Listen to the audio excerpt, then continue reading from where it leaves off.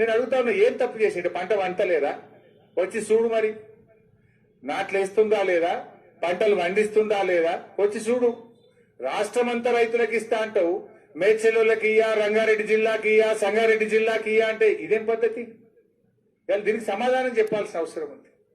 ఇవాళ రేవంత్ రెడ్డి అప్పుడు ఏం చెప్పిండు? అర్రాస్ పాట వాడిండు. కేసీఆర్ 10 ఇచ్చిండు, నేను 15,000 ఇస్తా. కేసీఆర్ ₹1,00,000 ఇచ్చిండు, నేను తులం బంగారం కలుపుతా. కేసీఆర్ 2,000 పింఛన్ ఇచ్చిండు, నేను 4,000 ఇస్తా. ఆశ చూపించిండు, అరిచేతిలో వైకుంఠం చూపించిండు. ఇప్పుడు ఏం చేస్తున్నాడు? రేవంత్ రెడ్డి వచ్చినాక పెన్షన్లు పెంచలేదు గాని ఇచ్చే పెన్షన్లు 1,00,000 మందికి కోత పెట్టిండు. 1,00,000 మందికి పెన్షన్ బంద్ అయింది ఇప్పుడు రేవంత్ రెడ్డి వచ్చినాక.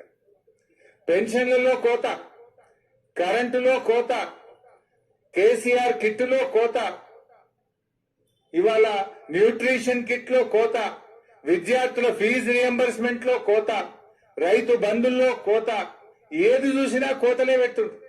అందుకే నువ్వు ఎనుగుల రేవంత్ రెడ్డి కాదు, కోతల రేవంత్ రెడ్డివి అంట. వెనకటెక్కడో ఒకసారి మానకొండూరు పోయిన నేను.